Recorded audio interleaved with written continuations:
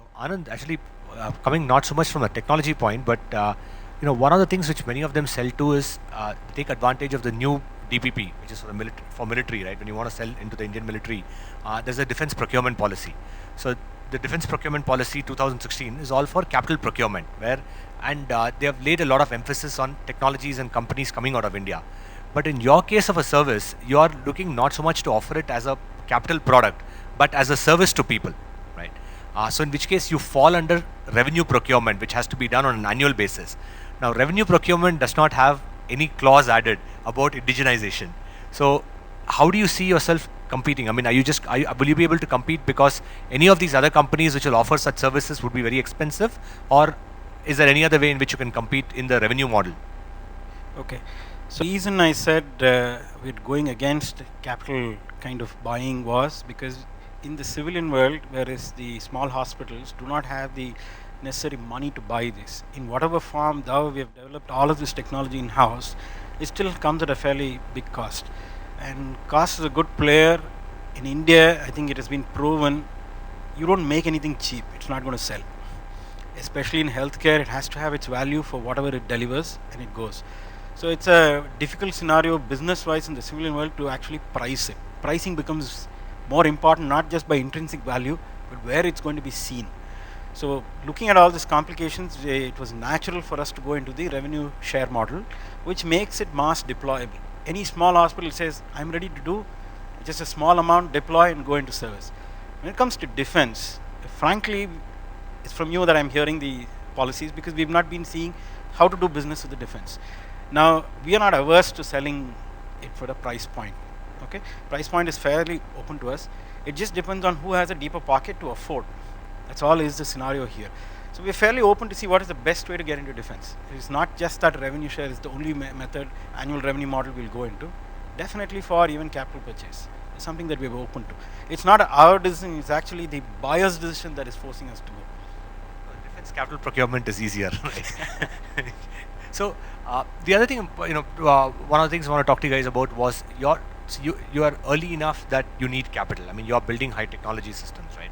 So raising funds is obviously a challenge. So you have options of either doing contract engineering work, or government handout grants in some form, or raise private money. I mean, you're a products company, so it makes sense to raise private money. So your experiences in terms of when you raised your seed money, or as you're going for your Series A, because all of your pre-Series A except Parag in any case, right? So your thoughts about raising money. Where do you stand? What's been your experience in the last 3 years? And how do you see the VC community? And the reason I ask VC community is because everyone in the VC community in India, right, in the last 7-8 years, they've all funded. So when you look back at how we are funded in India, we have forgotten the fact that the US from 1950s to 2000 funded core technology companies, built platforms, right? All we are seeing is what the US did after 2000, and we think we are right there. So they funded e-commerce internet companies, so we think we have already jumped the 50 years of technology development. Let's fund, so which means most VCs don't understand core technology investment in India. Even the Silicon Valley VCs who have come to India, their mind changes the moment they come to India, right? I mean, when they're at Sandal Road, it's different, and what they do in India is different. So what's been your experience with investors? Um, yeah. So our experience is that, I mean, honestly, I think it's a very tough road to tread unless and until you have a customer line that is dedicated. I mean, that's been my experience, because space or satellites was not the only products that we actually did. We also had the UAV, not the UAV, sorry, the ballooning based systems for that. We did some tracking systems for balloons and things like that to survive the road. The thing is, space is a chicken and egg situation. The question that you will get is, do you have a customer who's ready to buy all the images, or how much of the images or how much capacity in service, or is he ready to buy, or do you have already somebody signed up for it, is a question that will come up. Even if you say no, you have to first get a bird up, and you have to prove this thing that you can actually deliver and scale it. Then the answer would be, we're not interested in it because we now should have a customer who's already in place. But that's not how the space sector has worked or will work in India. So that is one part. The other part is many investors themselves are very honest in saying that this is not something, this is not a space that we actually understand. Because we don't know the intricacies of technology or the market itself or the scalability of this or the sustainability of it from an Indian perspective, because they themselves have made money somewhere else doing something else. So so it's a very difficult question, but I think the way to solve it is, how we are trying to solve it is to say that, okay, what are we trying to do? Why can't we fly a bird ourselves, putting our money in initially, and take a risk in that sense, and prove that there's something that is flying in space that is end-to-end developed by a private company in India, which has never been done before. And I think that I put my money on breaking the ice there. Then otherwise, you'll have to chase 2 or 3 people in your team have to keep chasing some investor the other full time. That will be like a full-time job for a couple of people to go chase people to invest. So for me, I think that's been my experience over the last 2-3 years. So as a company, I think we understand that the space business is tricky, and also it's looked at as a risky business from from the investor point of view, most of the investors.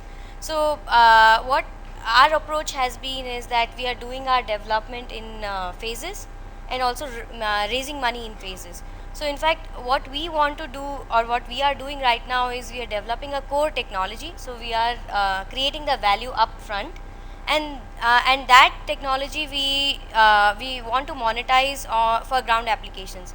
So whatever we are developing right now has direct application to the telecom industry. So so we want to follow a model where we take money, we create value, and we monetize that, and then we move ahead with our next phase. So that's kind of what our approach has been. In terms of interactions with investors in India, I would say that, like all things that are changing in India, or has changed in last 5 years in terms of startups, I would say people are opening up, and our experience has been that even though you have to be patient, to explain to them what you're doing, but a reasonable investor will spend time with you to understand what you're doing, and if what you're doing is exciting and creating value. So we are being patient, and we are putting all our energies into. Yeah, we've done a lot of series, right? So it'll go up to Z probably. So, so in your It can go up to Z. so so coming to given your part, right? So and you've had investors who've told you that semiconductors cannot be manufactured. Semiconductor manufacturing in India is not viable, right? And so now at Series B level, because you've been around at 8-9 years, what's your take on the investment scene in India right now? I think we have been in startup for 17 years now, right? And things, the more they change, the more they remain same. I don't think, especially for us, things have changed. Good luck to you. I think for early stages, maybe. No, I'm not being skeptical, because I'm not being. The problem is basically that, like I said, right? No, there's a lot of platitudes that are mouthed, right? Saying, we value IPR. Apple has got. You go to Deity or go to any place, they'll give you examples of, see, Apple, though it is manufactured in China, 90% of the value is held in the US. We all know that. What are you doing about it, right? How do you create? Nobody knows how to value IPR businesses in India. That's the first problem. If you don't know how to value IPR businesses, there's no way. It's like a lot of times they say we say we have got 27 patents. So what? The VC will say, so what? Which is true actually in some sense, right? It's like a piece of painting. The value of it is in the beholder. The guy who can come up can put a $10 billion value, or it can be zero as well. Because you don't have that, you have to look for strategic investors, right? People who understand the business. We were lucky when we started off. Earlier in Smart Yantra, because we had a successful exit, there were a group of people who thought yeah, we could, they could bet on the horse. But the next time, it's easier. So we had a group of angels. Some of them are here in the room. They wrote a check out saying, I know you guys are not, you're going to put my money to good use. So you need people like that, right? The Andy Horowitz and the guys like that who just write checks and say, go ahead. So we don't have that in India, in spite of people having a lot of money. So because they don't value that business. The next best thing, we've raised all our money. We have got marquee investors all over from the world. Intel and GM is one of our investors as well. Not many of them know it. So they understand the business, they understand the technology, right? And they know where to use this. So those are the ones who actually can help these capital intensive businesses. And one of the things is, to be fair to the true financial investors, is basically that there is no precedent, right? Everybody is a lawyer here in this country. I mean, they want precedents for everything, right? That's the mentality of a follower, not an innovator.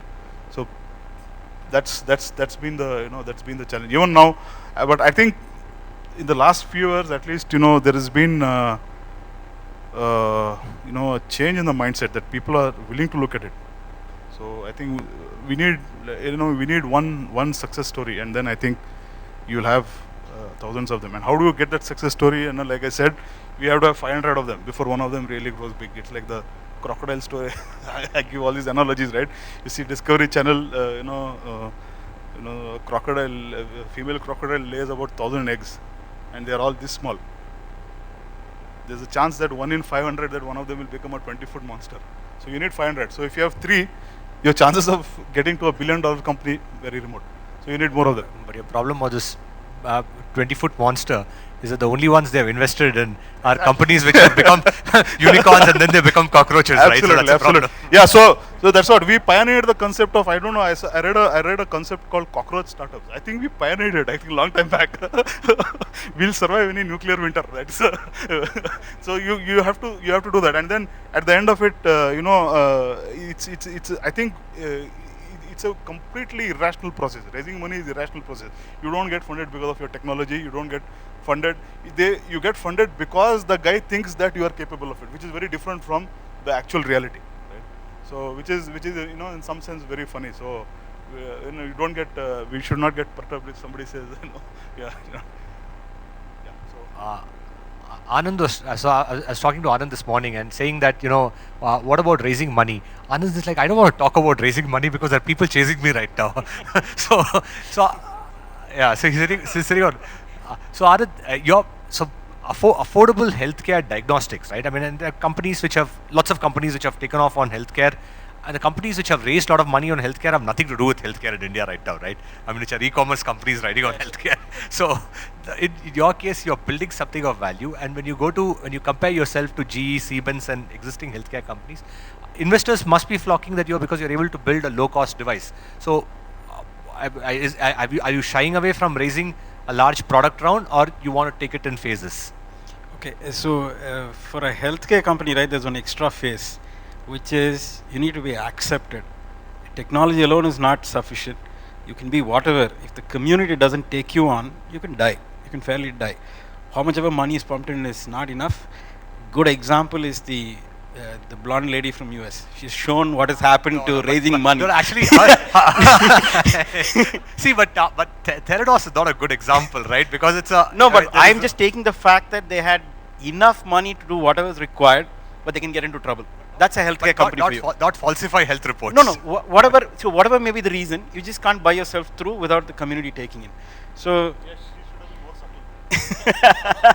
subtle. so what I was coming to was, I think raising money is not the real thing for a healthcare startup. You need sufficient money, I agree. But if the solution does not cross that path very well and the focus is not there, you can get fairly into trouble. And raising too much money actually for any startup is bad, is what I think. Okay, money is not going to solve your problem really. And who you go to money for is the first thing which I want to differ from what you said. I think VC is a wrong bet even to go for money early. They are not the people. I disagree with Parag that people in the mindset in India who have money, who are ready to do angel rounds, they're quite a plenty. But we don't walk to them and they are not able to reach to startups. Because the problem is platforms are not there. Whatever platforms that are existing still is disconnected, it's not enough. The time we said we wanted money, I had no problem to raise it with angels. Okay, even at the valuation we wanted to grow into, we have grown into good valuation. There were angels ready to give money, but I was also under the false impression early. I walked into a lot of VC people, and then we're driving trains on wrong tracks. It's not even meeting at any point you try, and then it's realized there's something wrong here. And people are taking you to more and more VCs. It's a false game, and VCs don't refuse meetings. I don't know why. They take all meetings. So you end up going and then realizing that there's something wrong. So I think VCs are not the bet. While you're bashing VCs, is there anyone who's an investor in this room? Too bad. So if we at least knew that there are VCs there, we could bash them some more, right? No. In all right, they are at a stage where they want to take something that's proven and scale it up. They want to exit their investors very well. Absolutely, they are in a one-to-one business, right? So you don't go to them when you're trying to prove and the community is trying to accept you. You're wasting time. You're wasting their time, your time. Just don't go there. So I think angel rounds in India are sweet now. They are the best time now. You just have to reach on to the right people, and then people will connect up. What you do with valuation, that I think is the Nataraja dance you have to do very well. So even the more better dance you can do, the better story you can give, you can get your way through anything. So that's where it is. So from a government point of view, right? I mean, and given that there's so much talk about policy this morning and all the government-related policies. Now, we had this discussion just a while back about the fact that Indian government does not showcase its startups. It showcases Reliance, it showcases Bharat Forge, it showcases Tata, but it doesn't showcase startup. So, if you had to be showcased to the world, right? Because investors, one is the investors, right? Because Indian investors don't understand. There are foreign investors who understand because they have built similar businesses. They've invested in large amounts of money. Access to market, if India is not willing to pay, there are foreign customers willing to pay. So there is scale there. So which means that you have to have accessibility to be showcased to people around the world. So what would you expect from government bodies, people like IESA, NASSCOM, whoever are there? How do you want to be showcased? So, I mean, I can give the most recent local example is something like a Bangalore Space Expo, right? So Space Expo, I mean, if you want to have a booth or something like that, it costs a lot. So I was just telling her that they should actually promote startups, saying, okay, the one space can be for the Space Expo is the biggest. Bangalore Space Expo is the biggest expo for the space community, right? So it can be a startup space for startup community can showcase its products and services there. That's at the local level, at Bangalore level, that you can actually do. What other things that can be done is simple things like the commercial wing of ISRO Antrix, for example, taking up the onus of showcasing the companies in India that are trying to do something at a higher end-to-end level, or at a product level, or at a service level. So there is no reach, right? So because at the end, if you talk to anybody from abroad, they never know that there are 550 industries in India that are catering to the space business.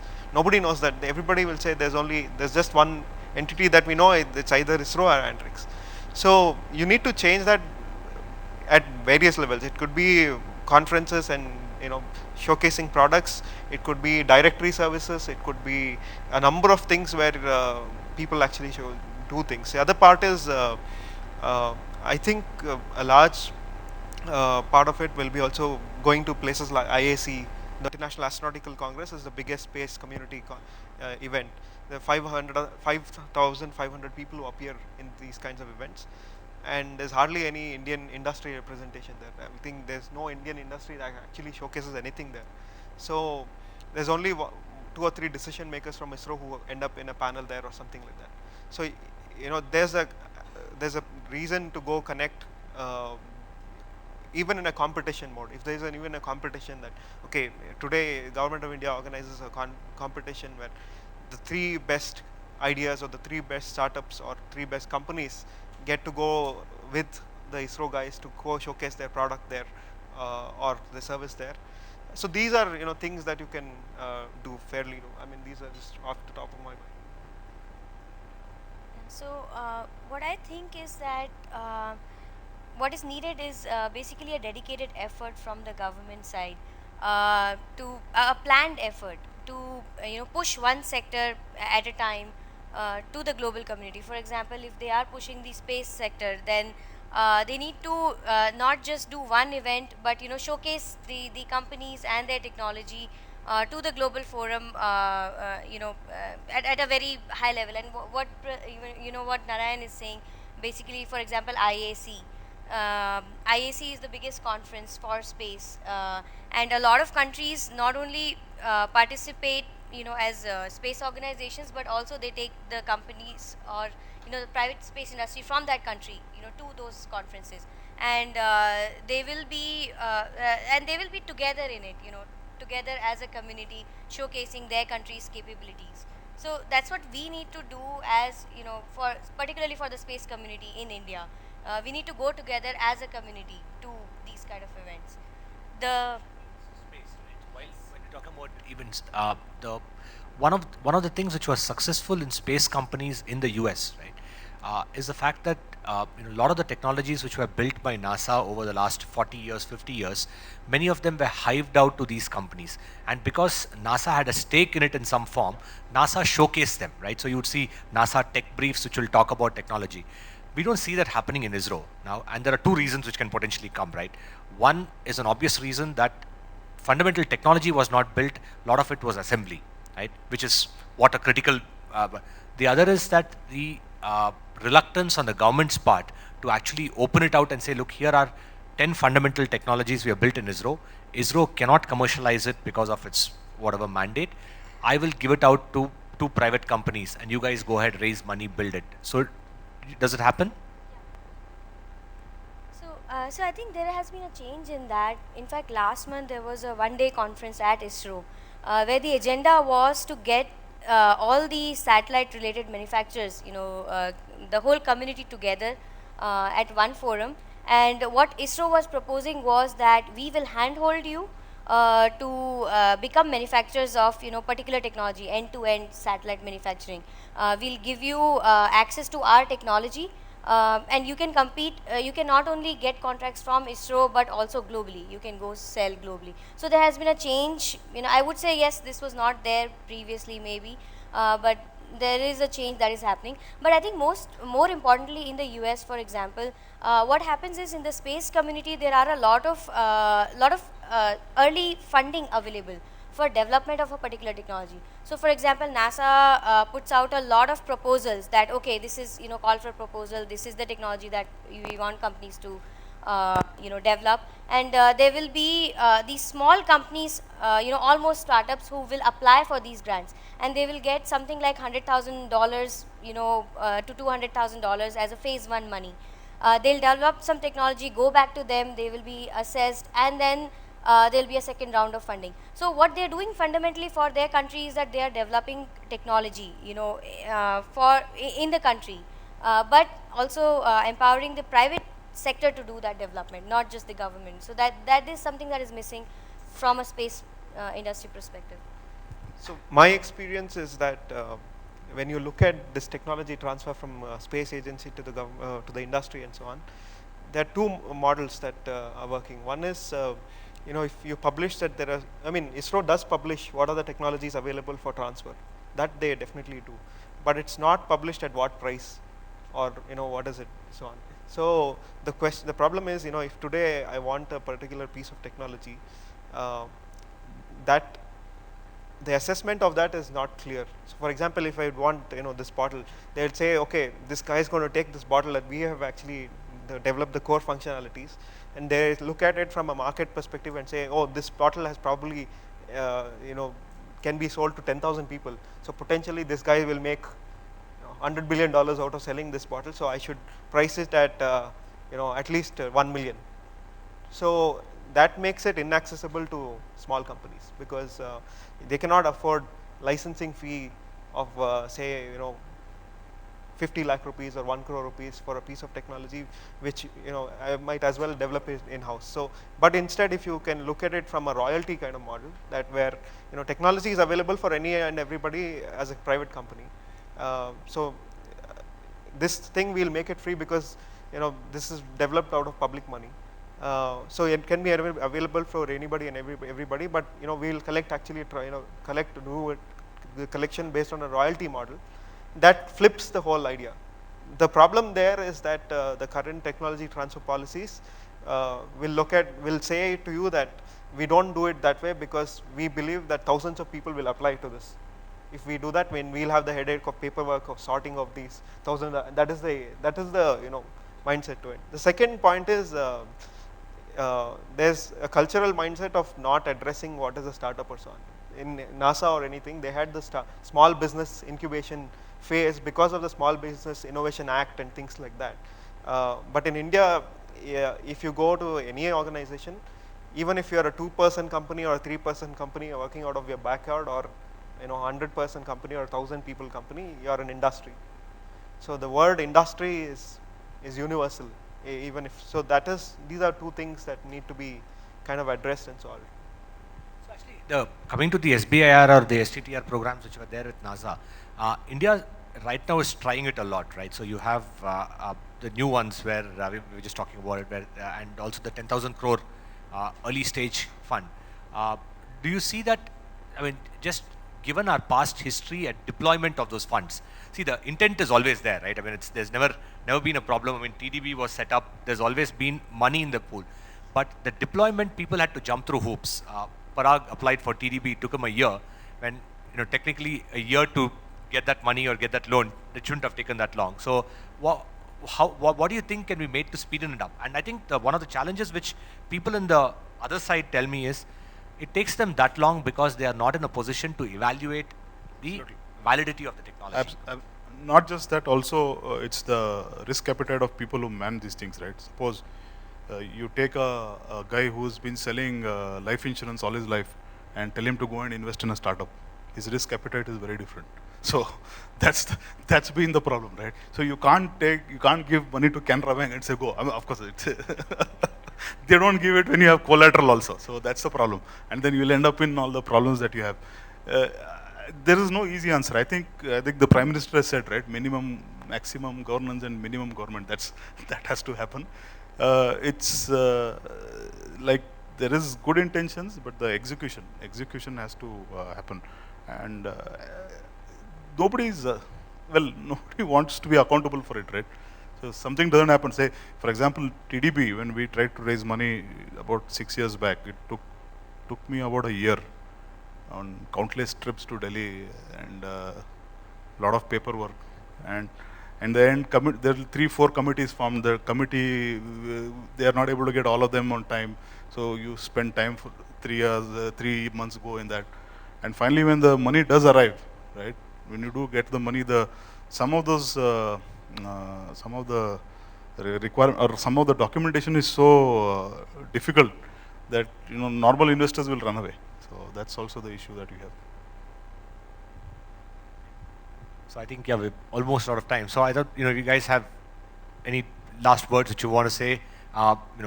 Policy makers, anything else which you think might be relevant to them right now?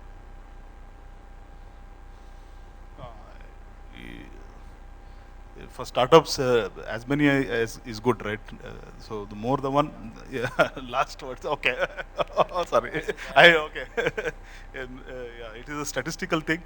Like I said, if you have 500, then you got 5 that who actually go in. So I think so Infosys bred, I think about 500 service companies, which now people know how to value service companies. They also now know how to value e-commerce companies, right? Everybody is reductionist. They love these numbers. GMV into 3 is your valuation of an e-commerce company. So we are not reduced to numbers. That's the problem.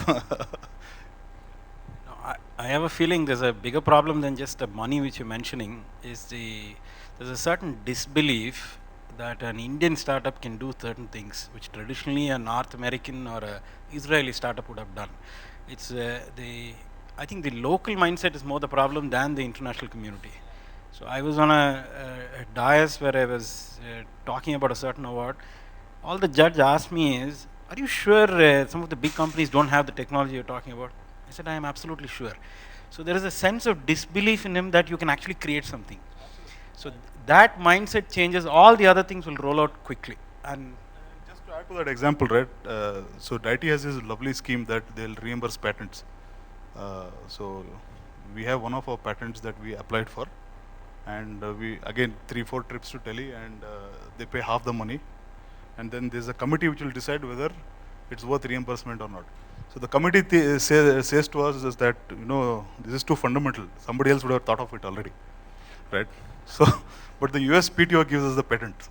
So that's how it is, right? So, I mean, that's precisely the problem, right? I completely agree with Anand on that part. It's the mindset that you are a brown guy, you can't do it.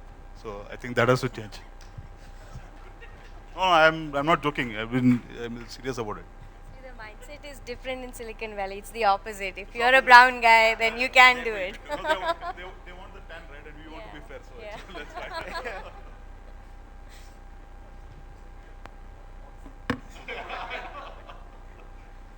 All right, thank you guys. And